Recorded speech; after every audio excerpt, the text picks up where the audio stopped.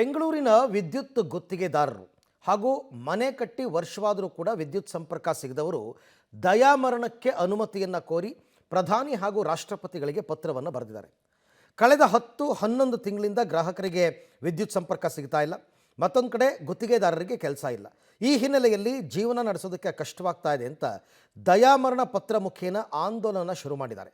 ಬನಶಂಕರಿ ವ್ಯಾಪ್ತಿಯ ಹಲವಾರು ಗುತ್ತಿಗೆದಾರರು ಸೇರಿ ಕಳೆದ ಒಂದು ವಾರದಿಂದ ಪ್ರಧಾನಿ, ಸಿಎಂ, ಡಿಸಿಎಂ, ಗೃಹ ಸಚಿವರು, ಇಂಧನ ಇಲಾಖೆ, ಉನ್ನತ ಅಧಿಕಾರಿಗಳಿಗೆ ಹಾಗೂ ರಾಷ್ಟ್ರಪತಿಗಳಿಗೆ ದಯಾಮರಣಕ್ಕೆ ಕೋರಿ ಪತ್ರವನ್ನು ಬರೆದಿದ್ದಾರೆ.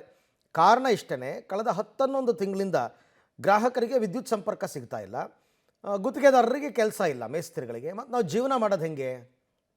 ಹಾಗಾಗಿ ನಾವು ಬದುಕಿದ್ದು ವೇಸ್ಟು, ನಮಗೆ ದಯಾಮರಣಕ್ಕೆ ಅನುಮತಿ ಕೊಡಿ ಅಂತ ಎಲ್ರಿಗೂ ಒಂದು ಕಡೆಯಿಂದ ಪತ್ರ ಬರೆದಿದ್ದಾರೆ.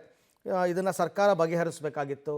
ಅದೇನೇನೋ ಮಾಡೋಕ್ಕೆ ಹೋದರು, ಎ ಖಾತಾ ಬಿ ಖಾತಾ ಅಕ್ರಮ ಸಕ್ರಮ ಅಂತ. ಬಟ್ ಯಾವುದೂ ವರ್ಕೌಟ್ ಆಗಿಲ್ಲ. ಕೊನೆಗೆ ಗ್ರಾಹಕರು ಮತ್ತು ವಿದ್ಯುತ್ ಗುತ್ತಿಗೆದಾರರು ಈ ನಿರ್ಧಾರಕ್ಕೆ ಬಂದಿದ್ದಾರೆ.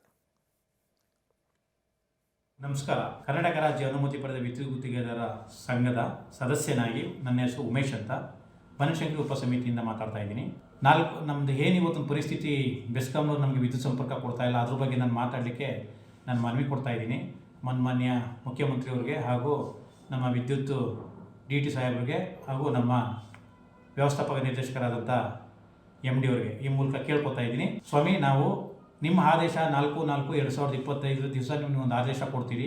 ಸರ್ವೋಚ್ಚ ನ್ಯಾಯಾಲಯದ ಆದೇಶದ ಪ್ರಕಾರ ಯಾವುದೇ ಹೊಸ ಕಟ್ಟಡಗಳಿಗೆ ವಿದ್ಯುತ್ ಸಂಪರ್ಕ ಕೊಡಬಾರ್ದು ಅಂತೇಳಿ ನಿಲ್ಲಿಸಿ ಅಂತ ಸ್ಟಾಪ್ ಮಾಡಿರ್ತೀರಿ.